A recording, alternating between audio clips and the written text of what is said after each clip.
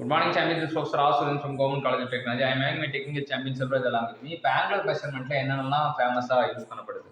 bevel protector and sign bar. So bevel protector, sign bar வந்து angular measurementல use பண்ணுறான்னு தெரிஞ்சுக்கலாம். sign bar பற்றி என்ன சொல்ல விரும்புறீங்க? Specified by distance between two rollers. So sign bar வந்து it can be specified by distance between two rollers. ரெண்டு ரோலருக்கு இடைப்பட்ட தூரம் தான் ஸ்பெசிஃபிகேஷன் இருக்கும். Sign bar is used when reference for a non-square angle is required. Non-square angle தான் நம்ம sign bar use பண்ணலாம். Disadvantage என்ன சொல்றாங்க?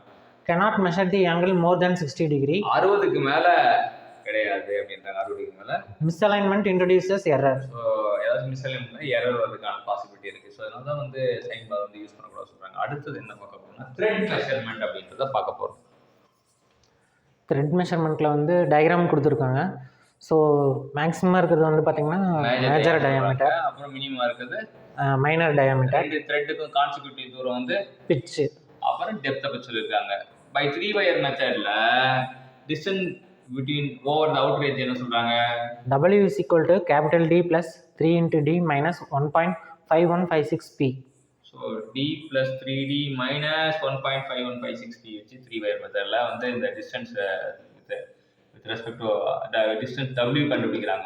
ஓவர் த அவுட்டர் ரேஞ்ச் கண்டுபிடிக்கிறாங்க, தெரிஞ்சுக்கிறாங்க. இதுதான் த்ரெட் மெஷர்மெண்ட்டில் இருக்குது. நம்ம இன்றைக்கி தான் பார்த்தோம்னா ஆங்குலர் மெஷர்மெண்ட்டும் அதுக்கப்புறம் த்ரெட் மெஷர்மெண்ட் பற்றி ஒரு பேசிக் பார்த்தோம். கற்றுக் கொடுத்த செல்வாஜிக்கு தேங்க்யூ சொல்லுவோம். தேங்க்யூ.